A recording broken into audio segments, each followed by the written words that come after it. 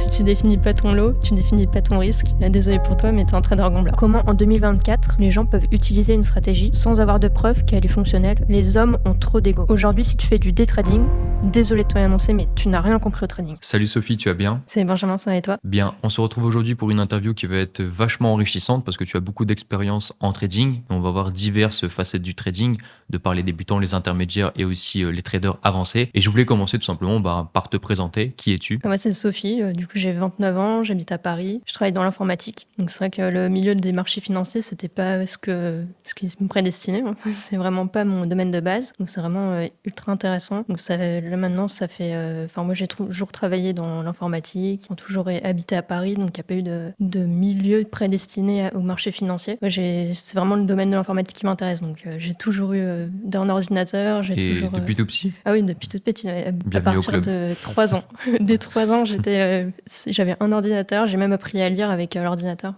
Là, c'était vraiment ce qui m'intéressait. Et je passais mes journées, mes soirées, parfois sur le PC. Plus en détail en informatique. Je travaille plus dans la cybersécurité, donc tout ce qui est système, serveur, sécurité informatique. Donc c'est un domaine ultra passionnant où c'est hyper enrichissant parce que tu apprends de jour en jour, ça change tout le temps. Tu peux avoir des attaques qui arrivent tous les jours, donc tu dois pouvoir réagir au meilleur moment. Donc un peu comme un training, on verra ça après. Ok, j'ai une question, rien à voir avec ce que je vais te poser de base, mais comme qui fait que tu as commencé directement sur un ordinateur et que tu as des facultés en informatique, est-ce que c'est pas plus facile le trading? Là où par exemple des gens qui ont du mal à installer des logiciels, MetaTrader, mettre des plugins, enfin tu vois, des choses qui nous semblent logiques quand tu es un geek, on va dire, quand tu es fort en informatique, c'est facile. Oui, tout à fait.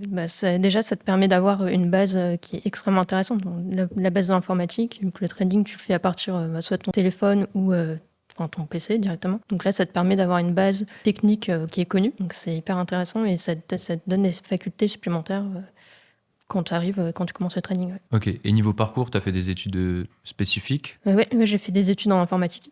Ok, Donc, tout en informatique. Ouais, tout en informatique. Ok, du coup, comment tu as découvert le trading? Pourquoi tu as découvert le trading? Et qu'est-ce qui fait que tu es arrivé là aujourd'hui? Moi, j'ai découvert le trading à partir de l'investissement. Donc là, j'ai vraiment commencé par l'investissement. En fait, Bourse, du coup. Ouais, bourse, c'est ça. J'étais dans une entreprise où ils proposaient des actions. Donc, on pouvait directement investir dans l'entreprise. Et j'avais des collègues qui étaient tout le temps sur la bourse. Ils suivaient le cours de l'action de l'entreprise. C'était ultra intéressant. Et il y avait des personnes qui étaient là depuis plus de 20 ans et qui avaient donc un portefeuille en bourse de plus de 100 000 euros ou 200 000 euros. Ils avaient des performances incroyables. Donc c'est vrai que quand tu vois ça, tu te dis ça a l'air hyper intéressant, je vais commencer à m'intéresser à ça. Donc j'ai commencé à regarder un peu des vidéos sur YouTube et c'est là où je suis tombée sur tes vidéos bourse parce que je trouvais ça hyper percutant, hyper pertinent. Tu donnais des conseils que personne d'autre ne donnait. Donc c'est comme ça que je me suis lancée. J'ai directement investi du coup dans la société, dans l'entreprise où je travaillais. Et j'ai vu les performances au fil du temps, 1 an, 2 ans. T'investis et tu vois que ton argent travaille et que tu fais des gains de plus en plus au fil des jours, au fil des années. Ok, donc tu as commencé par l'investissement plus long terme que le trading à la base? C'est ça. Ok, et c'était quoi ta stratégie de base? C'était tu mets de l'argent tous les mois sur un compte investissement long terme ou alors c'était au début tu savais pas trop, t'avais pas trop de plan? Au début, j'avais pas de plan. Donc c'est vrai que j'investissais, l'entreprise proposait d'investir tous les 3 mois. Donc je mettais un peu d'argent tous les 3 mois. Et au fur et à mesure du temps, je me suis formée donc avec toi. Et là, j'ai compris qu'il y avait différents systèmes et différentes manières d'investir. Donc là, c'est comme ça que du coup, j'ai appris à investir. Et en parallèle, vu que tu parlais beaucoup de trading, donc c'est quand même ton métier et tu sais très bien trader. Donc c'est comme ça que j'ai après bifurqué vers le trading. Après, c'est très vaste la bourse parce que tu peux faire de l'investissement, tu peux faire du semi-investissement long terme, là où tu prends une position, par exemple, un investissement sur Apple, si tu clôtures à la fin de l'année, ça reste quand même du trading, tu vois. Du trading, ça reste de la spéculation, donc c'est vaste. Le mot trading, en vrai, il englobe pas mal de choses et la frontière entre l'investissement long terme et le trading, elle est trop proche, en fait. Suffit que tu clôtures ta position parce que tu en profites, ça reste de la spéculation, c'est pas de l'investissement. Pour moi, l'investissement, c'est quand tu prends une société, tu vas garder long terme et hormis des raisons fondamentales, mais sinon, il y a qu'un très petit fossé entre, pour moi, l'investissement long terme et le trading. Et c'est pourquoi, généralement, les traders, comme nous, on fait de l'investissement long terme aussi parce que c'est lié, quoi. Ok, top. Est-ce que tu me saurais citer donc les différences, on va commencer par ça, entre un trader professionnel et un trader gambler, pour tous les débutants qui nous regardent, qui se mettent directement dans une case et qui se disent « Ok, actuellement, est-ce que je suis un trader gambler, un trader qui fait du casino, ou est-ce que je suis un trader professionnel ou alors avise à devenir professionnel ?» C'est quoi la différence, les différences? On va commencer par le gambler. Qu'est-ce qu'ils font généralement? Alors déjà, si tu calcules pas tes lots et que tu mets un lot, par exemple un lot de 1 à chaque trade, tu peux déjà te mettre dans la case trader gambler. Si tu définis pas ton lot, tu définis pas ton risque. Là, désolé pour toi, mais t'es un trader gambler. Donc ça, c'est vraiment la règle numéro 1. Avoir un risque, un money management bien précis. Donc à chaque fois que tu veux prendre un trade, il faut que tu aies un risque qui soit prédéfini. Donc par exemple, un risque par jour, un risque par mois, un risque par semaine. Et c'est comme ça donc, que tu arriveras donc, à améliorer ton trading, à avoir des performances sur le long terme aussi. Donc ça, c'est vraiment la phase numéro 1, je dirais. Tout ce qui est money management, quoi. C'est ça, money management. La partie aussi liée à la stratégie. Donc un trader gambler n'a pas forcément une stratégie. Il peut voir, par exemple, une bougie baissière. Il va se dire, je vais rentrer en position en vente. Ça a l'air, pour lui, il voit une bougie baissière, ça part à la vente. Sauf que derrière, il n'y a pas de stratégie. Donc tu peux très bien prendre une position à la vente. Après, tu vois que ça continue à descendre, tu reprends une autre position. Enfin, tu n'as pas de stratégie, tu trades un peu aléatoirement. Moi, je pense que c'est ce qui est la différence entre trader des confluences et trader une stratégie.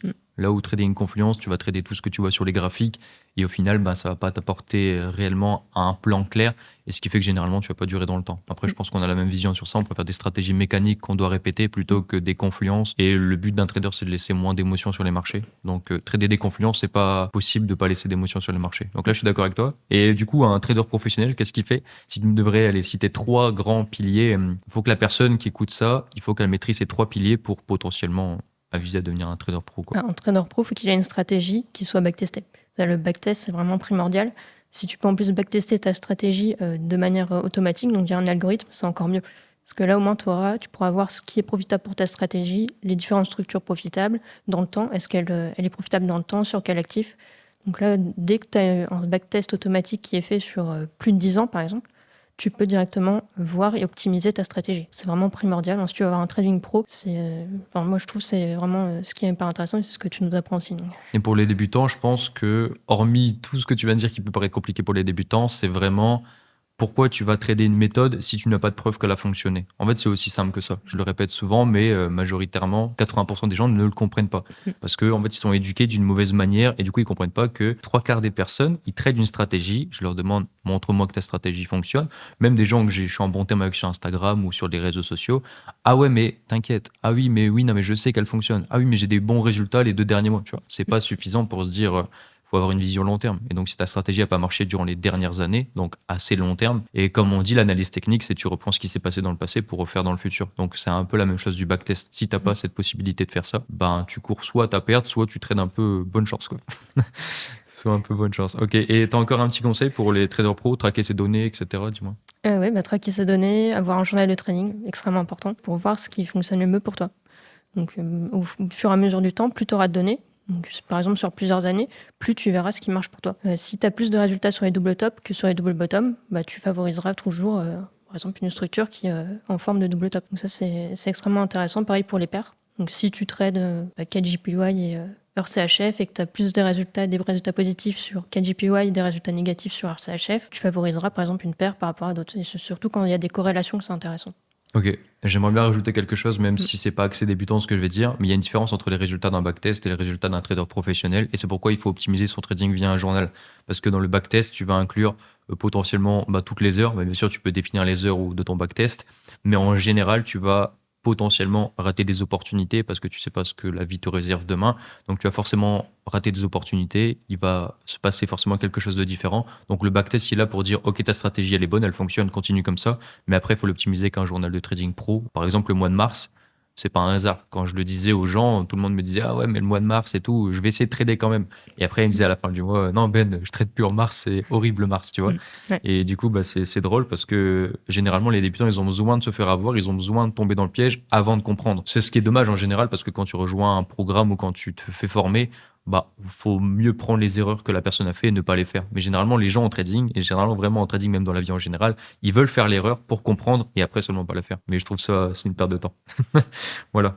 C'est tout ce que tu as à dire pour pro. Donc, bonne stratégie backtestée, tracking, un bon plan aussi, tu l'avais dit par rapport au money management. Money management. On va passer du coup à un débat assez drôle, assez réel aussi. C'est les femmes dans le trading. Alors, quel est ton avis pour toi? Et après, je vais lancer le débat, je vais te poser des questions. C'est quoi? Est-ce que tu vois beaucoup de femmes dans le trading? Est-ce que tu compares? Quelle est pour toi la conclusion que tu émets? Alors, c'est marrant parce que du coup, je travaille dans l'informatique. Donc, c'est exactement pareil. Tu as très peu de femmes. Trading, tu as très peu de femmes. Sauf que derrière, c'est des métiers où tu n'as pas forcément besoin de compétences particulières, que tu sois un homme ou une femme, tu auras les mêmes compétences pour réussir. Là-dessus, il y a pas de, enfin, je vois pas de différence majeure en tout cas. Et ce qui est intéressant, c'est qu'une femme, en général, c'est un peu plus prudente qu'un homme. Donc, c'est vrai, pour le trading, ça peut être intéressant. Un homme, il va pouvoir être peut-être un peu plus impulsif, donc réagir assez rapidement s'il voit que son trade part dans le mauvais sens et qu'il va faire un stop loss et qu'il a mis un risque énorme, il va couper son trade. Alors qu'une femme, elle va être plus prudente, elle va réfléchir un peu avant de prendre un trade. Est-ce que mon risque il est adapté à ce que je souhaite perdre? Donc là, on va plus être plus prudent et on va pas réagir en tant que quelqu'un qui peut être agressif ou alors impulsif. Donc c'est plutôt à ce niveau-là, je trouve que c'est intéressant quand même. Et du coup, c'est drôle parce que ce que tu me dis, c'est d'après une étude, parce que moi, avant de faire cette interview, j'ai fait des recherches et il y a pas mal d'études qui démontrent pas mal de choses de ce que tu as dit. Donc, la première, c'est d'après une étude, les hommes ont tendance à être plus confiants et à prendre plus de risques, et ce qui traduit donc par des volumes de transactions plus élevés et aussi de l'impulsivité. Et 45% des transactions ont les hommes que les femmes. C'est-à-dire que les hommes prennent plus de trades que les femmes en général. Donc, c'est des études scientifiques. Vous pouvez faire vous-même vos recherches. Études scientifiques qui fait que les hommes tradent plus, donc lancent de plus de positions, plus avis potentiellement au gain. Et aussi, les femmes donc, sont plus prudentes, plus réfléchies dans leur trading. Et aussi, une étude de 2007, donc de Psychological Science, a montré que les hommes sous stress sont plus susceptibles de prendre des risques élevés, tandis que les femmes deviennent donc plus prudentes. Et moi, vraiment, je pense que j'ai coaché des femmes, j'ai coaché des hommes, et la chose qui vraiment me perturbe le plus, je pense, c'est l'ego. Parce que ça, en vrai, la gestion du risque, je pense, ça dépend de chacun. Je pense que c'est ok, l'étude, elle le démontre, mais ça dépend de chacun. Là où l'ego des hommes, tu vois, est plus développé, plus têtu, et donc face à un marché souvent irrationnel, ils ont tendance à plus déraper car tout simplement, ils n'aiment pas avoir tort. Tu vois. Je sais pas ce que tu en penses sur ça. Toi aussi, tu as coaché des hommes, donc... Du coup, c'est vrai que même dans la formation, dans le Discord, on voit bien que en général, les personnes qui réussissent peut-être le moins ou qui veulent arrêter le plus rapidement possible, et en général, c'est des hommes. C'est vrai. Je sais pas ce que tu en penses, mais... Moi, je suis complètement... j'ai l'impression que les hommes, si moi j'ai coaché des femmes et des hommes, les hommes, ils ont beaucoup trop d'ego. Donc, de part, comme j'ai dit, marché irrationnel, les gens, au début, qui se lancent dans le trading, un homme ne peut pas comprendre. En fait, s'il n'a pas le contrôle, il se sent frustré, il devient fou, il abandonne. Alors que le marché, en général, c'est des probabilités. Mais je veux dire par là, c'est que tout, même dans pas que le marché irrationnel, les gens ne le comprennent pas, du coup, ils ont leur ego. Ah ouais, mais non, je veux tout comprendre. Là aussi, généralement, les stratégies miracles, c'est lié directement. Un homme aura plus tendance à vouloir tout comprendre et pas à se remettre en question alors qu'il ne pourra jamais tout savoir. Tu vois. Même les plus grands traders de la planète ne savaient pas tout. Donc nous, dans notre chambre, on sera encore moins d'informations. Et par rapport à l'ego, quand tu formes quelqu'un, généralement, quand tu lui donnes des conseils, comme j'ai dit précédemment, il veut faire l'erreur avant de comprendre, ou alors ils sont têtus pour aucune raison. Par exemple, le meilleur exemple, c'est quand quelqu'un paye un coaching, paye un programme de formation, il va remettre en cause quelqu'un qui a plusieurs années d'expérience alors qu'il vient de démarrer, parce que c'est un homme, il y a de l'ego. Et par exemple, j'ai jamais eu ça avec les filles, tu vois. Avec les filles, avec les femmes, je leur parle, voilà, ils acceptent, ils prennent. Et si ça marche pas dans le futur, oui, là, ils remettent en cause, mais ils font ce qu'on leur dit généralement. Et je trouve qu'il y a trop d'ego. Je sais pas ce que tu en penses, tu as des exemples, Oui, ce que tu viens de dire, c'est très pertinent, en tout cas, le fait que toi, tu as de l'expérience. En plus, quand tu souhaites te former, en général, tu te formes avec quelqu'un qui a de l'expérience. Donc, que tu sois un homme ou une femme, en général, donc tu vas essayer de prendre des conseils de cette personne, essayer de faire comme lui ou comme elle. Et donc toi, tu nous formes, tu nous dis telle chose, c'est pas forcément bien, ne le fais pas pour la suite, parce que ça peut nuire à ton trading. Et en général, parfois, donc quelqu'un peut le prendre pour soi. Et donc se dire, il m'a un peu frustré, il m'a un peu énervé, j'ai pas envie de continuer. Ça c'est sûr que ça arrive souvent. Ça arrive souvent. Ça arrive souvent. Là, j'ai toujours eu des petites querelles avec. C'était toujours des hommes. Pas de femmes, tu vois, j'ai jamais eu de problème, j'ai jamais eu de soucis. Pourtant, tu sais que je suis pas différent, je fais pas parce que t'es une fille, je suis comme ça, parce que t'es un homme, t'es comme ça. Je fais vraiment pas la différence entre les deux, mais j'ai toujours des querelles avec les hommes parce qu'il y a un ego surdimensionné et avec les femmes, jamais de soucis. C'est vrai. Ça c'est fou en vrai. Donc, remettez-vous en question, les hommes qui regardent cette interview. Ok, top. Donc, moi, l'ego, c'était vraiment la chose la plus dangereuse pour un homme qui veut réussir et qui est prêt à se faire coacher. Si tu veux te faire coacher, tu veux pas redescendre ton ego, tu vas jamais réussir. Dans ces cas-là, tu te fais pas coacher, tu le fais tout seul, tu vois. Du coup, quelle stratégie utilises-tu ? Donc moi, j'utilise ta stratégie, la double structure. C'est une stratégie swing forex. Tu attends deux structures. Donc une première structure qui va être une tendance, qui est suivie après d'une consolidation ou d'une figure de retournement. Et après, tu prends position à la cassure de la deuxième structure. Donc ça, c'est une stratégie hyper mécanique. c'est ça qui est intéressant aussi avec cette stratégie. Tu as juste à attendre donc, ta première structure, ta deuxième structure, tu attends ta confirmation. et après tu prends position. Et du coup, pourquoi stratégie mécanique et pas stratégie confluence? Pour ceux qui ne savent pas, avant d'expliquer, stratégie mécanique, on va dire, c'est bête et con. Tu fais ta stratégie, tu reçois tes signaux que tu attends de ton plan de trading, tu prends la position, et confluence, c'est plus interprétation. Voilà pourquoi, du coup, une stratégie mécanique. Stratégie mécanique, alors déjà, tu peux l'adapter. Quand tu as un travail, c'est hyper simple. Alors, tu peux carrément adapter ta routine. Tu places tes alertes. Tu analyses, que ce soit le week-end ou le soir. Quand tu reçois ton alerte, là, tu sais que tu regardes pour prendre position. Et c'est le moment où tu dois prendre position. Alors qu'une stratégie d'interprétation, tu dois refaire des tracés.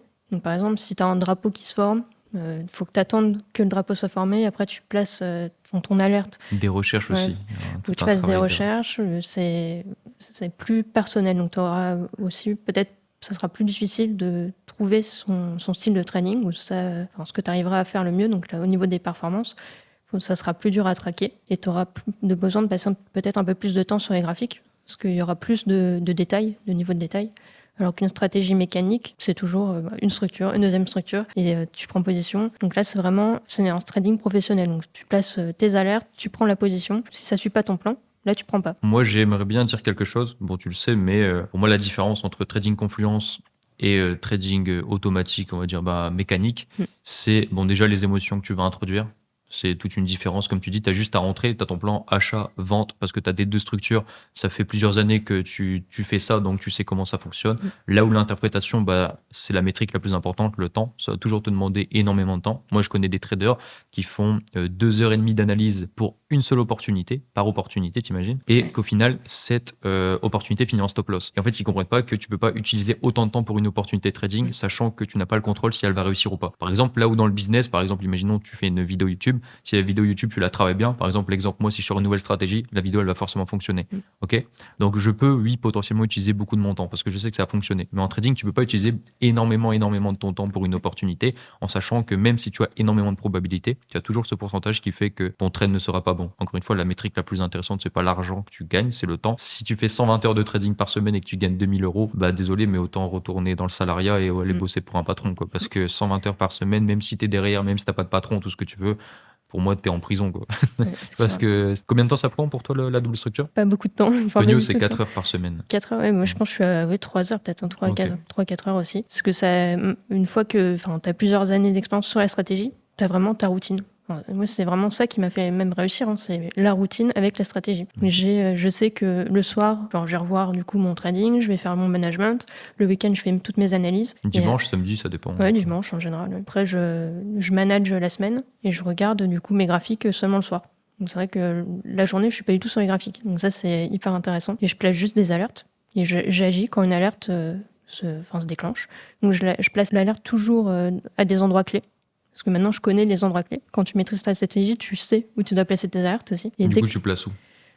Alors, du coup, je les place. Donc, déjà, quand tu attends une opportunité, tu places sous ta zone de prix. Donc là, tu sais que si la zone de prix est cassée, là, il faut que tu regardes ton graphique. Il faut que tu regardes si tu as une belle bougie pour entrer en position. Tu attends bien sûr la clôture de la bougie. Et quand tu as la clôture de la bougie, là, tu rentres en position. Donc, ça, c'est déjà la première alerte quand tu as des opportunités qui se présentent. Et quand tu as des opportunités en cours, là, ce que je fais, c'est que je place des alertes sous les zones dangereuses ou au-dessus des zones dangereuses. Comme ça, je vois si jamais le cours arrive sur la zone dangereuse, j'ai du temps pour savoir si le marché peut se retourner potentiellement ou former une figure de retournement. Donc c'est surtout à ces endroits-là que c'est intéressant et pertinent de mettre des alertes. Et plus généralement tu vas opérer sur des unités de temps longues, plus tu auras de marge de manœuvre, on va dire. Par exemple, si tu prends une opportunité en M30 sur la double structure et une opportunité en 2 heures, tu auras forcément plus de temps sur le 2 heures. Sachant que si ton alerte elle se déclenche, du coup en 30 minutes, tu dois à 30 minutes pour regarder si c'est bon. Plus en général pour ceux qui stressent ou même pour ceux qui ont peur de ne pas avoir du temps, plus ton unité de temps sera longue, plus tu auras une marge de manœuvre de prise de position. Ouais, ok, ça c'est top. Je vais te poser des questions vite fait sur la double structure. Donc là, on a parlé de quelle stratégie utilises-tu. Ça fait combien de temps que tu l'utilises? Et après, on va voir ton journal de trading. Là, ça va faire ça fait plus de 2 ans. En 2022, j'ai commencé la double structure. Et je voulais faire un petit aparté aussi sur le trading mécanique pour encore renforcer la croyance, mais en fait, tout est aligné. C'est-à-dire, si tu as un backtest automatique, tu as une stratégie mécanique. Si tu as une stratégie confluence, tu peux pas avoir de backtest automatique parce que tu peux pas tout simplement le codifier. Si tu sais pas ce que tu fais. Si en fait, par exemple, trader les annonces économiques, pour moi, c'est quelque chose que tu peux pas quantifier et codifier. Donc, tu peux pas tester mathématiquement. C'est jamais possible de reprendre toutes les annonces économiques qu'il y a eu avant, regarder si c'est pas possible. Tu vois. Et de toute façon, même avec les annonces économiques, en général, il y a les frais qui augmentent, les spreads qui augmentent. Enfin, tu vois, sur la théorie, ça peut peut-être fonctionner, mais en réel, c'est compliqué. Ok, on se retrouve maintenant donc derrière le journal de trading de Sophie. On va voir donc plusieurs opportunités. On va se balader sur son journal, on va regarder ses performances et on va voir tout simplement qu'est-ce qui définit une réussite en double structure et aussi donc les datas qu'elle a pu accumuler et voir ce qui est intéressant pour elle. GBP s'achève, livre sterling, donc le 13 mai 2024. Donc on peut voir ici donc une tendance baissière. Donc en première structure, deuxième structure, on a une consolidation avec des points bas de plus en plus haut, prise de position, stop loss en dessous du support oblique, stop loss en dessous du pullback. On a une englobante haussière à la prise de position, zone dangereuse, il y en a 3 et le take profit donc placé ici sur les 1,15. Ok, très intéressant. C'est des opportunités pour ceux qui ne le savent pas d'une stratégie gratuite sur internet. Vous pouvez donc, je vous laisse le lien à l'écran. Et c'est une stratégie donc très profitable. Et avec Sophie, on va donc un peu décortiquer son journal de trading. Et ça doit être une de tes meilleures opportunités, là, Sophie, non? Ah oui, là, au mois de mai, oui, j'ai eu 2 opportunités très intéressantes et ça a été quasiment ma meilleure opportunité. Ok, ouais, j'ai vu parce qu'en mai, il y avait énormément d'opportunités pour cette stratégie. Enfin, les prises de position, les tendances ont explosé à la hausse ou à la baisse pour l'inverse. Mais en général, il n'y a pas eu de retournement et le management était assez facile. On peut le voir ici sur ton opportunité ou ton stop loss. Tout simplement, tu le plaçais en dessous des zones dangereuses et tu suivais le marché. Donc, bien sûr, pour les débutants, toujours avec assez d'espace pour laisser respirer le marché. Vous ne savez pas jusqu'à où le marché va respirer. C'est pour ça qu'il faut être assez large sur ces stop loss. Enfin, surtout en swing, ok. Et aussi, vous pouvez avoir des problèmes à 23 heures avec le spread. Donc, n'hésitez pas à laisser un stop loss assez large pour laisser respirer le marché. Ok, on va aller voir tes données, Sophie, avant de repasser sur les opportunités. Donc, je vais lire un peu tes erreurs à ne plus commettre, même si je pense que c'était à plus avant. Donc, ne pas prendre position proche d'un chiffre rond. Alors, pourquoi? Pourquoi tu ne prends pas position? Alors, parce que les chiffres ronds, donc, c'est des chiffres institutionnels. Donc, si tu prends position, il y a un monde où le marché peut directement te faire sortir, donc peut repartir dans l'autre sens. Donc, si tu prends position sur un chiffre rond, c'est comme si c'était une zone dangereuse. Tu prends position sur un support quand tu trades à la vente. Donc ça, c'est une erreur. Donc, et exactement la même chose si tu prends un trade à l'achat et que tu prends position sur une résistance. Ça, c'est une grosse erreur aussi. Ok, et attendre une belle bougie après cassure de la zone de prix. C'est ça, ouais. Alors ça, c'est toujours bien d'attendre une belle bougie après la cassure de la plus zone de prix parce que tu es sûr donc, déjà que ta bougie, elle a un fort corps. Donc tu as une forte puissance acheteuse ou vendeuse. Et ça te donne de meilleures probabilités que ton trade parte soit à la vente, soit à l'achat. Du coup, c'est quoi l'inverse si la bougie n'a pas un corps assez conséquent? Si la bougie n'a pas un corps assez conséquent, là, tu as un risque que ton trade il te fasse sortir en SL. Parce que ça marque une indécision, en fait. Si ça. tu prends position sur un doji, par exemple, ça ne montre pas une force acheteuse si tu veux prendre une position à l'achat. Complètement. Très intéressant, celui-là. Je pense qu'il y a beaucoup de gens qui font l'erreur. Placer un stop loss qui invalide le scénario. Si tu peux expliquer un peu plus. Oui, alors ça, c'est plutôt par rapport aux données que j'ai collectées. Donc j'ai vu que c'était toujours intéressant, pour moi en tout cas, c'est mes données personnelles, de placer un stop loss qui invalide le scénario, donc toujours placé soit au-dessus d'un dernier plus haut, soit en dessous d'un dernier plus bas. Comme ça, tu as toujours la théorie de dos de ton côté. Si le marché vient revenir sur le dernier plus bas, il peut repartir à la hausse. Donc derrière, tu ne te fais pas sortir. Ok, très intéressant. Je vous laisse un schéma à l'écran pour vous faire comprendre pourquoi on utilise ce genre de placement de stop loss, parce qu'encore une fois, un point haut, dans la théorie de dos, c'est des points bas de plus en plus haut, des points hauts de plus en plus haut pour une tendance haussière. Et ce qui fait que quand tu places un stop loss en fonction de cette théorie, tu as plus de probabilité de rester dans le trade si le marché vient à retracer. Parce que tu ne sais jamais où il va retracer et forcément le haut précédent ou le bas précédent en fonction si tu as l'achat ou la vente sert de résistance ou sert de support. Donc c'est intéressant de placer un stop loss de cette façon. Et donc dans la dernière erreur, attention au drapeau, au support oblique. Pas de prise de position avant la cassure. Ça, c'est très intéressant. C'est une erreur qu'on peut voir souvent, mais que très peu font. Si tu peux un peu expliquer. Oui, alors ça, c'est surtout au niveau de la deuxième structure. Quand tu as des deuxièmes structures où tes points bas sont pas au même niveau, tu peux potentiellement tracer un support, donc un support ou une résistance. Et là, toujours attendre donc, la cassure de ce support-là, c'est intéressant parce que ça te donne des probabilités supplémentaires. Et ça revient toujours au même, donc ne pas prendre position proche d'un chiffre rond ou d'une zone dangereuse. Tu peux assimiler par exemple ton support ou ta résistance oblique comme une zone dangereuse et ça te ferait prendre position soit sur un support, soit sur une résistance. Et du coup, tu auras moins de probabilité ou ça serait même une erreur de prendre position sur ce support ou cette résistance-là. Clairement. Et pour moi, le piège, c'est vraiment ça. C'est vraiment, par exemple, quand tu as des poids. Imaginons que tu as une structure à la baisse en première structure, consolidation en deuxième, et tu veux prendre position à l'achat alors que tu as eu des points hauts successivement de plus en plus haut, c'est peut-être une résistance oblique. C'est peut-être le début d'un drapeau, et ce qui fait que potentiellement, tu es au pire moment pour acheter le marché. Et ça arrive très souvent quand tu achètes, le marché se retourne parce que tu es dans un drapeau. Et du coup, le conseil que j'ai à donner pour les mecs qui font de la double structure, donc cette stratégie, c'est de ne jamais prendre position sur ce schéma type. Et je vous laisse à l'écran un schéma type que je ferai sur TradingView. Et vous verrez tout simplement quel schéma type vous ne devez pas prendre parce que c'est potentiellement ce qui peut vous faire sortir le plus souvent possible. Ok. On va un peu traîner sur ton journal de trading. On va voir un peu ce qui est bon pour toi et ce qui est pas bon pour toi. Bah déjà, on peut voir que tu as des mois largement plus profitables que d'autres. Donc déjà, ton mois de mai, qui est largement plus profitable que d'autres mois. Si on prend par exemple le mai et on voit ici octobre. Octobre, t'as pas beaucoup de rentabilité. Pareil pour janvier. Là où mai, bah, tu as pas mal de rentabilité. Ok, donc c'est encore une fois très intéressant de traquer ces données, là où tu peux voir où tu es meilleur. Donc bien sûr, tu ne peux juger que cette métrique sur plusieurs années. Si par exemple aujourd'hui, toi, tu fais un an de trading et que tu dis en juin, je suis meilleur, et que l'année prochaine, tu augmentes ton risque, c'est pas assez. Ok, il faut plusieurs années. Donc là, Sophie, elle a 2 ans de données récoltées. Et pareil pour les actifs, on peut le voir ici, mais par exemple, le GBP CHF, c'est une des paires, c'est la paire la plus profitable complètement, là où il y a des paires pas très profitables, ok, comme CHF JPY, comme Euro, ça c'est des, c'est des paires exotiques ça. GBP CAD, USD NOK et OID USD. Ok, GBP AUD aussi. Ah, tu vois, GBP AUD, ce qui est très intéressant à ce que je vous disais tout à l'heure, GBP AUD, là où le backtest de la stratégie double structure montre que c'est rentable, toi tu n'es pas rentable dessus. Et ce qui fait tout simplement que, comme je disais au début de l'interview, il y a une différence, il y a une divergence entre les résultats d'un backtest et les résultats d'un trader propre. Donc ça c'est très intéressant. C'est très intéressant. Pareil sur les unités de temps, on peut voir que plus une unité de temps elle est courte, plus tu es profitable. Je vais regarder juste le win rate. Donc ouais, ok, très intéressant. Même si M30, tu as 50% de win. Bon, la stat elle est biaisée parce que tu as beaucoup plus de trades sur les unités de temps courtes que longue, donc forcément tu vas récolter plus de données. Là où structure 2, c'est intéressant, tu es vraiment rentable sur la consolidation, sur le double top, ok, ça c'est très intéressant. Une consolidation, c'est quand le marché tout simplement consolide, les intervenants sont hésitants, et un double top, c'est une figure de retournement à la baisse. Et là où tu es moins profitable, ça va être l'épaule tête épaule. Déjà d'une parce qu'il y en a moins, donc la rentabilité forcément en profit elle est moins élevée, mais aussi c'est peut-être une structure pour moi, c'est une structure un peu moins bien en termes de probabilité. Tu vois, par exemple, tu as un haut supérieur et un haut inférieur. Psychologie des marchés, bon, c'est pas non plus quelque chose de fou. Là où, par exemple, pour moi, le meilleur, c'est la consolidation. Et à la fin de la consolidation, par exemple, à la vente, tu as des hauts de plus en plus bas, tu vois, où tu vois que la force des acheteurs baisse et quand tu prends position, je trouve ça propre en termes de probabilité. Ok, top.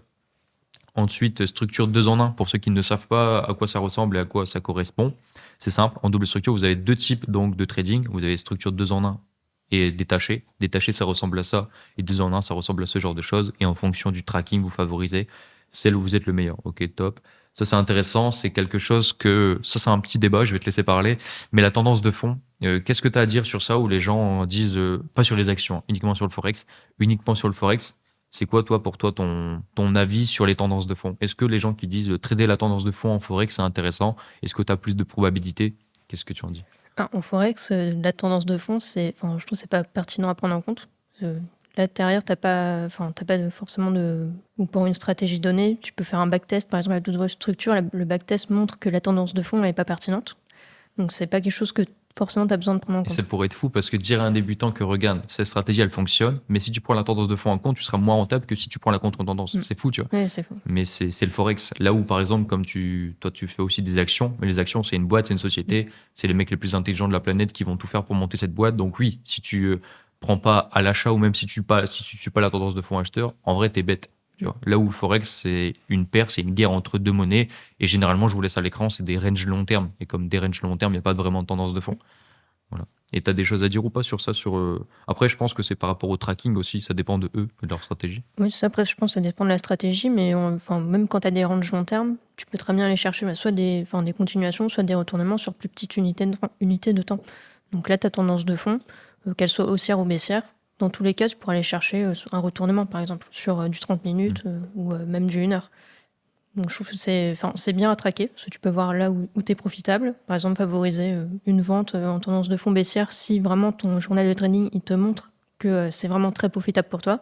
Ok, là tu peux potentiellement le prendre en compte.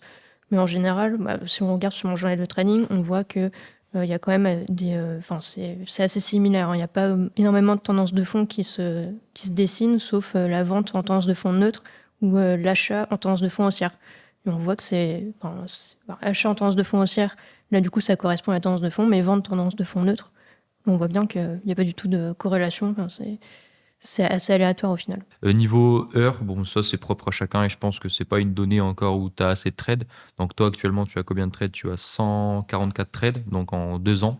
Top. N'oublie pas que c'est du swing trading, donc il n'y a que très peu de trades par mois, mais ça n'empêche pas de faire des résultats tout autant impressionnants. Qu'est-ce que tu as à dire pour les gens qui disent, comme toi tu fais du swing trading, le day trading c'est plus rentable que le swing trading? Qu'est-ce que tu réponds? Moi je trouve que c'est pas vrai. Enfin, Il n'y a pas de débat. il n'y a pas de débat. Tu peux être rentable avec du day trading, tu peux être rentable avec du swing trading, sauf que derrière c'est le temps passé qui est hyper intéressant. Si tu fais du day trading, tu auras potentiellement que le trading en activité principale, alors que le swing trading, tu pourras avoir d'autres activités à côté et potentiellement faire plus de revenus. Moi je trouve que le swing trading à ce niveau-là c'est extrêmement intéressant, parce que tu passes très peu de temps dessus, tu fais de l'argent, t'es profitable, et en même temps à côté t'as un business à côté ou un travail, et tu pourras générer encore plus de revenus et potentiellement investir plus. Moi j'ai reçu encore un commentaire hier où je faisais un short où j'expliquais day trading, swing trading, et je reçois le même commentaire à chaque fois. Oui, mais day trading tu peux lancer plus de trades, donc tu peux gagner plus. Alors ça c'est une idée préconçue aussi, c'est même potentiellement une erreur. Au début, par exemple je vais prendre mon cas de figure, au début je me disais je vais prendre énormément de trades, ça va me rapporter énormément. Et au fur et à mesure du temps, j'ai bien vu que c'était totalement l'inverse. Plus tu prends de trades, plus tu as de chances que le marché se retourne, moins tu as peut-être de probabilité. Les frais aussi, tout simplement. Les frais. Donc ça réduit considérablement ta profitabilité et tes performances. Alors que par exemple, si tu prends juste un trade, par exemple le GBP CHF au mois de mai, tu te fais un RR de 7 et ça te fait ton mois. Clairement. Après, ce qui définit combien tu vas gagner d'argent, c'est uniquement le risque. Là où tu peux prendre 5 opportunités par mois en swing trading, tu peux en prendre 50 en day trading. C'est le risque qui va définir combien tu vas gagner. Donc, pour moi, c'est stupide de dire telle méthode ou telle méthode rapporte plus. C'est la métrique la plus qu'on peut quantifier et qui est vraiment quantifiable, c'est le temps.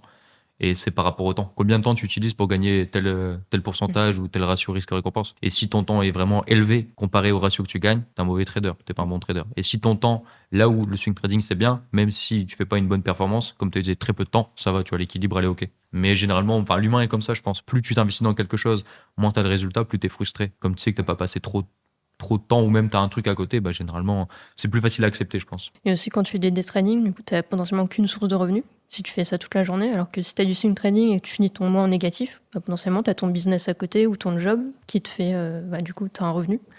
C'est beaucoup, moi je trouve ça beaucoup mieux, que ce soit psychologiquement ou c'est beaucoup plus simple à prendre en compte, à moins de stress aussi. Ok, donc toi actuellement tu es en compte propre. Explique un peu comment tu fonctionnes, qu'est-ce que tu veux faire dans l'avenir, comment tu veux te servir des profits, dis-moi tout ton plan par rapport à ça. Je vais peut-être expliquer un peu le process que j'ai. Ok, vas-y, explique tout.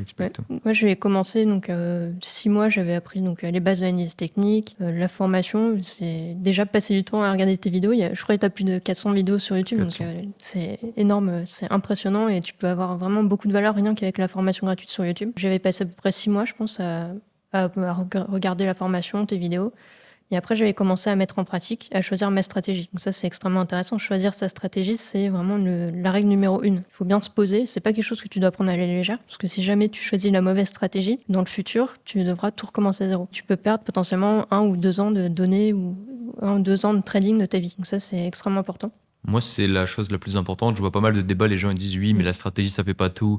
Oui, mais c'est pas la stratégie, c'est 5% du trading. Moi, je trouve ça complètement faux. Tu vois. Pour moi, la stratégie, c'est quasiment le tout. Parce que si tu as une stratégie qui est rentable, backtestée, comme on en a parlé juste avant, déjà, tu as un avantage comparé à la concurrence. Et en plus de ça, si elle correspond à ton profil, tu as juste à aller tout droit. Combien de fois dans la formation, j'ai dû dire à des personnes, là, c'est pas possible, tu peux plus continuer cette stratégie. Ce que tu as fait pendant 6 mois, 1 an et demi, ça a servi à rien, tu recommences. Et combien de gens ont été frustrés parce que les gens ont voulu faire qu'à leur tête, comme on parlait tout à l'heure avec l'ego. Mais le choix de la stratégie, c'est la chose la plus importante en trading en soi. Parce que le reste, tu peux l'apprendre, tu peux l'optimiser, mais ça, tu peux que perdre du temps si tu le choisis pas directement. En soi, en money management, même si tu fais mal ton money management, tu gères mal tes émotions, tout ce que tu veux, tu peux le changer d'une semaine à une autre. Ça, tu peux pas le changer. Ton tracking, tu peux pas le récupérer. Tu peux pas t'inventer 2 ans de données comme ça.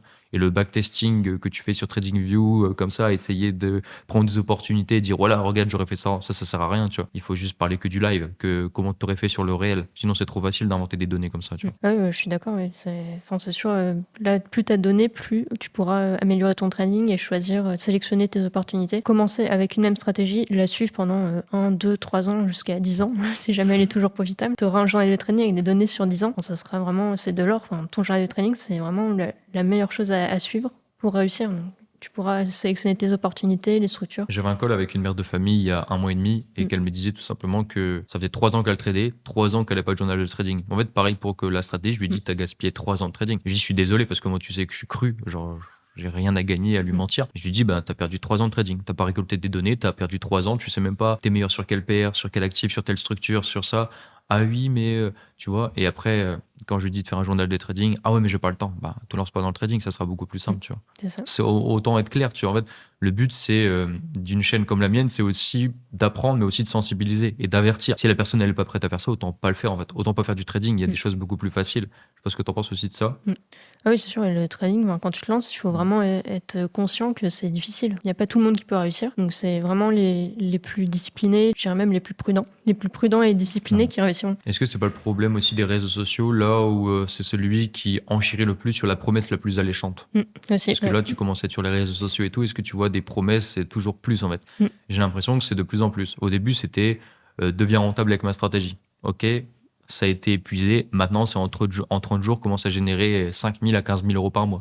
Ok, maintenant c'est ça, vie des propres firmes en moins de 30 jours. Enfin, tu vois, c'est de plus en plus aggravé parce que.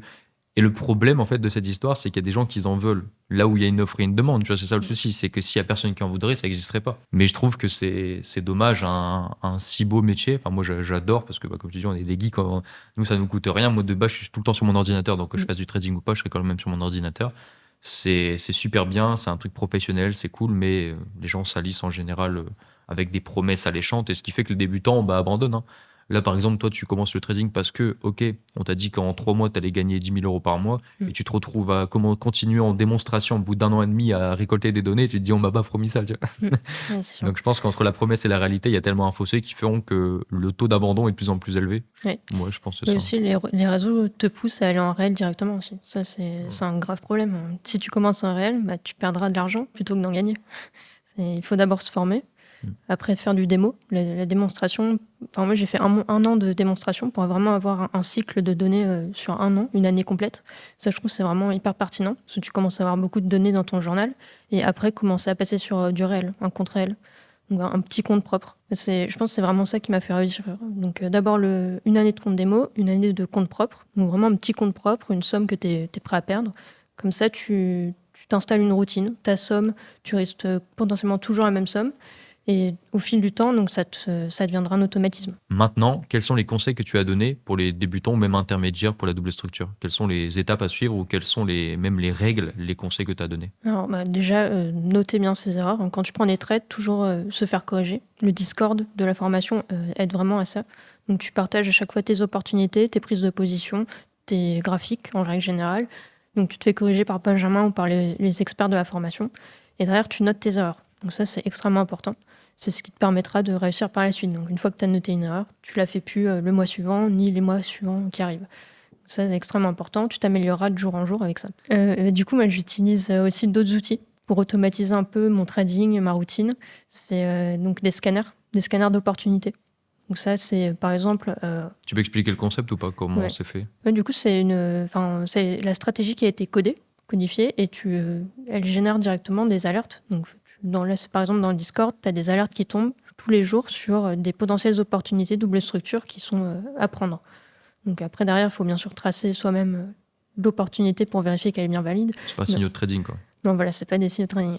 Et encore une fois, bah, c'est tout le temps la même chose, mais moins tu vas introduire de temps sur les marchés, moins il y aura d'émotions. Donc plus tu automatises, plus tu as de chances d'être rentable. Un peu comme Etsy Quota. Ok, top. C'est tout ce que tu avais à dire pour la double structure. Un petit conseil que tu as donné par rapport au trade management. Je sais pas, tu as des choses à pouvoir dire?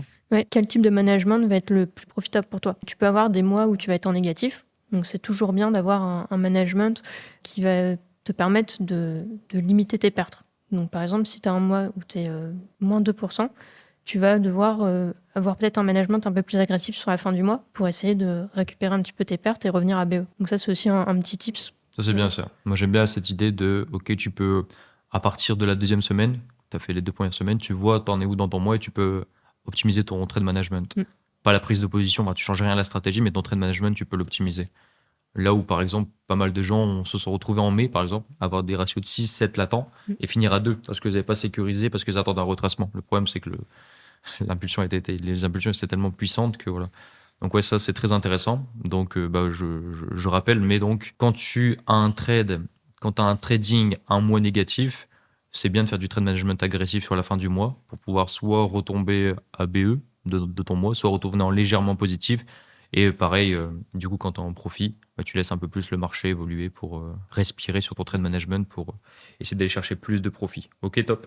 Maintenant, quelles sont pour toi les erreurs chez les débutants? Donc là, tout compris, hein. C'est vraiment toi. Donc Sophie, tu coaches, tu as dû coacher maintenant des centaines et des centaines de traders différents. Quelles sont pour toi les erreurs chez les débutants? Ensuite, on fera les intermédiaires et ensuite les traders qui n'arrivent pas à réussir sur le long terme. Donc d'abord les débutants. L'erreur numéro 1, c'est en général les figures chartistes. Par exemple, tu peux voir des triangles, je sais pas moi, des triangles symétriques, mais derrière, tu as un retournement. Alors, si déjà tu connais pas de base tes figures chartistes, ça te donne une faible chance de réussir, surtout si tu trades les figures chartistes. Bah, surtout que figure chartiste, c'est une base mathématique, là où ça a été testé, parce que j'ai déjà partagé plein de trucs, mais c'était testé. Et si tu donc la trades dans une tendance inverse, les probabilités sont plus là. Donc les gens qui disent par exemple, oui, j'ai essayé figure chartiste, mais 3 quarts du moment, les gens ne savent pas les maîtriser. Donc tu vois, c'est normal que les probabilités n'étaient pas de ton côté. Parce qu'il y a figure chartiste et figure chartiste. On peut le voir. De toute façon, les gens, généralement, quand on leur dit, OK, apprends les bases, la feuille de route, les gens, ils vont commencer. Ah oui, mais moi, ça, je le fais pas. Je suis déjà bien plus avancé dans le trading. Et quand ils font des erreurs, tu vois, à chaque fois. Parce que, en fait, ils comprennent même pas comment maîtriser ça à 100%. Quand tu comprends comment se forme une figure chartiste, là, derrière, tu débloques complètement ta vision du trading. Ah, c'était pas une simple figure tracée par un mec aléatoire sur un livre. Ouais, Hein. c'est ça. Tu sais, les gens ils me disent beaucoup ça. Hein. Ouais, tu fais des tracés et tu gagnes de l'argent. Mais en fait, c'est des modèles mathématiques qui reflètent la psychologie humaine. C'est pas un mec qui s'est dit un jour je vais faire un triangle, je vais le placer dans un bouquin d'une légende du trading et je vais dire ça fonctionne. Non, c'est des tests mathématiques. Et actuellement, ça doit être les seules choses qui sont testées mathématiquement par des grands instituts. Tu peux regarder même Andrew Rouleau, enfin il y a pas mal de choses qui prouvent l'efficacité. J'avais même partagé AutoChart et tout, je t'ai fait voir, bah, tout le monde a vu. Et enfin c'est rentable actuellement, c'est pas des modèles, c'est pas des figures. Si ça a cette forme, c'est parce que la psychologie humaine est comme ça, mais sinon ça aurait une forme différente, tu vois. Et pourquoi ça a fonctionné dans le passé, pourquoi ça fonctionnera dans le futur? Parce que bah, la psychologie humaine ne change jamais. Et ça changera jamais. Bien choisir la stratégie, là où, comme on a dit précédemment, tu peux perdre 6 mois, un an et demi de ta vie. Et ce qui fait que tout simplement, après, tu t'es juste découragé en fait. Même moi, personnellement, si j'aurais commencé le trading, je me serais trompé de stratégie, je pense que j'aurais arrêté le trading au bout d'un an et demi. Hein. Si par exemple, tu as fait un an et demi de trading et que tu te rends compte que tu t'es trompé de stratégie, que tu dois recommencer au début, tu dois récolter des datas, un an et demi Ouais, perdu. Moi, j'ai de la chance d'avoir fait ma propre stratégie qui correspond à mon profil. Donc, j'ai jamais eu de souci là, vu que j'étais à l'armée. Ça, c'est ce que je disais, on en parlait avec Ricardo, mais il n'y a pas beaucoup de gens qui ont les compétences pour créer une propre stratégie. C'est très difficile, c'est pas du trading, on peut le voir avec Ricardo, c'est très très dur de créer une propre stratégie. C'est encore plus dur de la codifier, c'est encore plus dur. Enfin, c'est vraiment, il y a trader et créateur de stratégie. Si actuellement tu peux être un très bon trader mais pas un bon créateur de stratégie, tu peux être rentable bien sûr avec la stratégie d'un autre, mais je veux dire par là, tu peux. Enfin, c'est un autre métier, quoi. Comme formateur est un autre métier. Tu peux être bon trader et mauvais formateur. C'est plein de trucs différents. Et du coup, les erreurs que font les traders qui ne durent pas sur le long terme. Alors en général, quand tu réussis pas sur le long terme, c'est que t'as pas réussi à trouver soit ta routine. Donc ça, en général, ça te démoralise et tu dis je vais jamais réussir, ça me prend trop de temps, c'est trop dur psychologiquement. Donc déjà, si tu pars comme ça sur le long terme, c'est impossible. Moi, je pense qu'avoir un job à côté, c'est aussi important. L'exemple d'une personne dans le Discord où, par exemple, avait l'ambition de partir au chômage, bosser son trading et une fois le chômage terminé, vivre du trading. En fait, ça, les deadlines, tout ce qui va être deadline, tout ce qui va être précipitation, tout ce qui va être temps, je pense que c'est la pire chose pour pouvoir réussir en trading parce que soit tu vas forcer la chose, soit tu vas faire des choses qui ne sont pas dans ton trading. Mais en général, c'est des choses pas bonnes sur le long terme. Et pourquoi avoir un travail, un job à côté, un business à côté qui fait que au pire des cas, si ça marche pas, bah ta vie est déjà là, t'as déjà ta vie qui est en cours, ta routine elle est déjà là, t'as déjà de l'argent, il y a pas de problème. Là où pour moi les promesses de vivre du trading, c'est complètement du scam. Tu vois. Pour moi, quelqu'un qui dit tu peux vivre du trading autant de temps, je crois que ça devrait même être interdit par la loi. Tu vois. Parce que le trader le plus, moi je le vois, hein, les traders les plus performants du programme ou même que je connais en général, c'est des gens qui ont des sources de revenus à côté. Ricardo, il gagne très bien sa vie en dehors du trading. tu gagnes bien ta vie en dehors du trading. Tous les gens que je connais qui performent bien sur les marchés et qui sont vraiment sérieux, c'est des gens qui ont une autre source à côté. Au contraire, je connais pas, de mon âge bien sûr, mais de mon âge entre 20 et 30 ans, quelqu'un qui superforme les marchés sur le long terme. Le faire à court terme, c'est facile, mais sans avoir quelque chose à côté.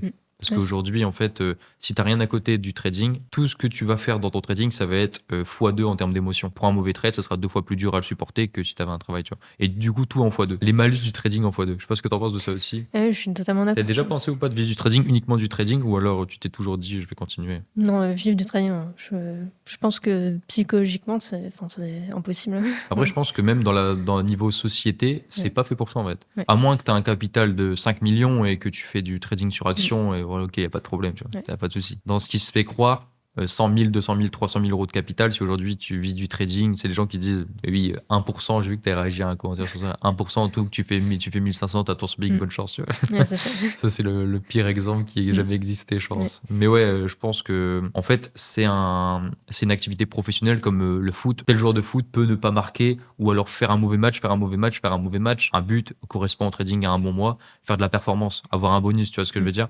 Et du coup, tu peux pas baser une société qui est basée sur des crédits mensuels, des charges mensuelles, tu dois faire les courses, ton essence, enfin tout ce que tu fais c'est mensuel. Si t'as pas une rentrée d'argent mensuelle en trading, ça peut être compliqué à gérer. Donc il faut aussi une gestion d'argent bien différente, je pense. Et là où les gens en fait, en plus du trading, doivent apprendre une gestion du capital très différente du monde de base. T'es habitué à avoir ton argent tous les mois, tout le même jour, donc tu sais comment tu gères ton argent. Mais là, tu peux faire une phase de drawdown pendant un mois, c'est-à-dire perdre de l'argent, reprendre de l'argent que tu avais gagné sur un autre mois, et sur le mois suivant, faire BE. Ça arrive, tu vois. Tu peux même faire 6 mois négatifs, 6 mois positifs, et avoir des mois positifs complètement profitables, ce qui fait que sur l'année, tu es très bon. Mais il faut savoir tanker, il faut savoir supporter ces moments négatifs. Et c'est ce qui fait qu'en fait, mathématiquement, tu seras largement plus rentable si tu as un truc à côté. Et après, si bien sûr, comme on dit, donc là, tu as un énorme capital, donc 500 000 euros plus, je dirais, là, ok, ça peut être intéressant. Ça peut être, tu mets 250 000 euros en trading action, tu vois, et quand il n'y a pas d'opportunité, tu vas sur le Forex, très intéressant. Tu vas sur Interactive Broker où il y a moins de frais. Et ce qui fait que tout simplement, là, oui, ça peut être intéressant. Mais en général, et je pense que ce podcast, même cette interview, s'adresse en général, il y a personne qui va regarder, s'il doit y avoir 1% des gens qui vont regarder qu'ils ont plus de 200 000 euros sur leur compte en banque, tu vois, ou même sur leur compte de trading. Donc, ce qui fait qu'en général, vivre du trading pour les petits entrepreneurs, les petits traders indépendants, c'est pas la bonne solution. Peut-être envisager quand tu as beaucoup d'argent, mais pas quand tu pas beaucoup d'argent. Du coup, comment tu allies trading à vie pro, même si tu m'as un peu parlé de tout ça? T'as pas un petit tips? Comment t'as fait, toi, personnellement? Si t'as des unités de temps favorites, dis-moi un peu tout. Quand t'as un travail à côté, le mieux, c'est de partir sur du swing déjà. C'est quoi tes horaires à toi? Moi, je fais en général 8h, 19h. 8h tous les jours? Tous les jours, ouais. Enfin, en semaine. Dans la semaine. En Et semaine, du coup, le week-end, t'es libre? Ouais, le week-end, je suis libre. Donc, c'est pour ça que je fais mes analyses le week-end. Donc, toujours soit le samedi, soit le dimanche. Comme ça, tu prépares ta semaine à l'avance, tu places tes alertes et tu sais déjà comment agir quand il y a une alerte qui arrive en semaine. Et ton travail, c'est quoi? C'est salaire fixe ou alors tu as des primes en fonction de. Parce que cybersécurité. Non, c'est fixe. Au travail, du coup, tu es derrière un ordi. Est-ce que de temps en temps, tu checkes tes graphiques ou pas? Non, pas du tout. Non, tu peux pas ou tu veux non, pas? Non, je peux pas. Ok. C'est interdit. Du coup, compte propre ou compte propre firme. Et si tu allies les deux, comment tu gères? Comment toi tu gérais? Qu'est-ce que tu ferais à l'avenir avec ta gestion? Explique toute ta gestion, comment tu fais. Et du coup, moi, les propres firmes, j'ai fait ça après le compte réel. Donc après avoir passé un an en compte propre. Donc tu es déjà rentable sur un compte propre. C'est ça, déjà rentable sur un compte propre. Et surtout, ta somme, du coup, la somme, tu es prête à la perdre. Donc ça, il n'y a pas de problème. Et tu as ta routine avec le risque, avoir toujours peut-être le même risque. Et tu t'entraînes pendant un an sur ce compte. Et donc après, j'ai passé un challenge propre firme, après le petit compte propre. Et je suis partie sur une somme qui était, je me suis dit, le risque que je vais avoir quand j'aurai le compte, ça sera exactement le même que sur mon compte propre que j'avais avant. Comme ça, ma psychologie, ça sera la même. J'aurai pas, par exemple, le double de mon risque initial ou alors 5 fois mon risque initial. Et ça a vraiment aussi fait la différence. Là, j'ai un compte financé, j'ai exactement le même risque que ce que j'avais sur mon petit compte propre. Ça, c'est extrêmement intéressant. Ça permet d'avoir la même psychologie. T'as pas du tout de stress. T'as rien changé par rapport à avant. Par contre, les règles sont beaucoup plus strictes dans ton compte financé. Donc ça, je trouve que c'est très bien. En tout cas, moi, ça m'a permis d'être sereine vis-à-vis de mon trading. Ok, top. Et du coup, qu'est-ce que tu vas faire par rapport aux propres firmes? C'est pour alimenter ton compte réel? Dis-moi à peu près le processus.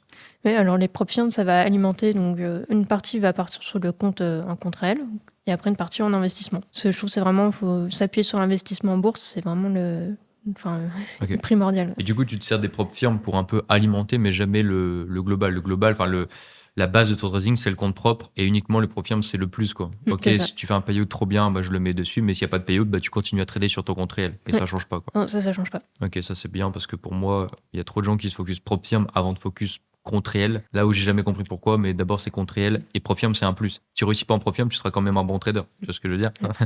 T'as plus de chances de réussir sur un compte réel, là où déjà les chances du trading sont très faibles. Donc je trouve que ça c'est vraiment important. Et tu veux parler de la bourse, je vois depuis tout à l'heure tu me parles de bourse. C'est quoi pour toi ton top 3 actions du coup, de tout ton portefeuille ou même les actions que t'aimes bien et pourquoi aussi? Ouais, alors, moi, j'aime bien Apple. Donc, Apple, pour moi, c'est le top. Et après, il y a Microsoft. Microsoft, pour moi, c'est quasiment la meilleure action qui existe.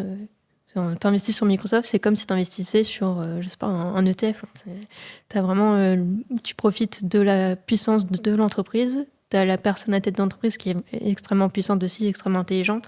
Et tu profites des avancées technologiques. Microsoft, c'est vraiment l'entreprise qui est à la tête de toutes les avancées technologiques à l'heure actuelle.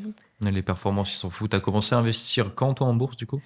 En 2018. T'avais pris le call que j'ai fait sur Microsoft à l'époque, il y a au moins 2 ans. Enfin, je le mettrai à l'écran, mais j'ai envoyé un call sur Microsoft. Là, aujourd'hui, je passe à combien? Ça doit faire plus 100% quasiment. Je sais pas combien ça fait, mais environ. Ouais, c'est très intéressant. Du coup, Microsoft, Apple, et tu m'as pas dit la dernière. Et après, le dernier, je dirais plutôt en ETF. C'est plus Ok. que des actions. Ouais. Je suis vraiment très axée technologie aussi. Ouais, c'est ce que j'aime. Et j'aurais pu se dire un ETF type ETF Monde. Ouais, bah, Ouais. basique. Après, moi, ce que je dis généralement, toi, tu le sais, mais en fait, si tu investis dans ce que tu sais et ce que tu connais, tu as plus de chances de réussir. Là où moi, j'ai déjà fait l'erreur d'investir dans des actions que je connaissais pas et potentiellement, le business plan, je le connais pas. Et tu es plus serein quand tu investis dans quelque chose. Par exemple, quand j'investis dans Apple, moi, j'ai acheté au plus bas, là, vraiment, le plus bas dernier avant qu'il y ait eu la montée. Et Apple, j'étais vraiment confiant. J'ai fait mon analyse sur Apple, je me suis dit, bah, dans tous les cas, ça reste Apple, quoi. C'est une mode. Au-delà d'une marque, il y a un branding tellement puissant sur Apple. Les jeunes, dans la rue, à l'école, au lycée, ils ont un téléphone, parce qu'il y a la pomme derrière, tu vois. C'est le branding, il est trop puissant. Donc moi, j'aime bien le branding qu'ils ont créé, ou même en général, ça marche bien, tu vois. Genre les MacBook Pro, ils sont vraiment hyper puissants. Ça, il y a pas de problème. Du coup, Sophie, maintenant, comment te contacter? Comment te rejoindre? Parce que tu es sur les réseaux sociaux. Et comment aussi échanger avec toi-même et comment se faire corriger par toi. Donc commence directement par comment te contacter. Ouais, alors, moi, du coup, je suis disponible sur les réseaux, sur Instagram, Threads. Donc, Je mettrai en description du coup. c'est ça, donc Miss Tradeuse. Et sinon, c'est dans la formation. Donc, directement, tu peux me contacter dans la formation, dans le Discord de Ben. Tu postes tes graphiques, donc soit quelqu'un te corrigera, soit je peux même te corriger si vraiment tu veux avoir une correction personnalisée. Mais en général, voilà, il y a Ben qui répond. Et donc, tu peux me contacter. Donc, je corrige aussi les évaluations dans la formation. Donc, si jamais tu as besoin d'un conseil sur les figures chartistes, la feuille de route ou alors ton journal de trading, tu peux directement poser la question au niveau des évaluations. Pour vous dire, Sophie, elle a dû corriger des centaines et des centaines de traders. Donc tout ce qui est base du trading, intermédiaire, plan, journal, les bases en général, enfin les bases que 90% n'ont même pas acquis, c'est vraiment, tu maîtrises ça à 100%, quoi. Peut-être même mieux que moi actuellement. Les bases, tu les as tellement vues que c'est un automatique pour toi. Ah, je maîtrise aussi les bases du trading, tu vois. Quand même pas. Oui, non, mais je veux dire, c'est tellement automatique pour toi. Ouais, c'est vrai, c'est Sur ça, automatique. tu corriges ça toutes les semaines, tous les jours. Donc, c'est vraiment quelque chose que tu fais ça tous les jours, les bases du trading. Bon, en tout cas, j'ai adoré cette interview, Sophie. J'espère que les gens vont aimer. J'espère que ça va pouvoir inspirer d'autres filles aussi à se lancer dans le trading. Il n'y en a pas beaucoup. Et n'oubliez pas, vous avez un avantage concurrentiel, les filles. Vous êtes, en termes de probabilité de par les études, vous avez plus de chances de réussir que les hommes. Donc, lancez-vous. Lancez-vous. Et aussi dans les commentaires, dites-moi si c'est quoi votre avis par rapport au débat filles-garçons sur le trading. Est-ce que les filles ont plus de chances de réussir que les garçons? J'aimerais bien voir dans les commentaires votre avis. Vous pouvez vraiment être cru, n'hésitez pas. Et voilà. En tout cas, merci Sophie d'être venue. Ouais, merci Je à te toi, souhaite Ben. une très bonne journée et on se retrouve donc dans la formation.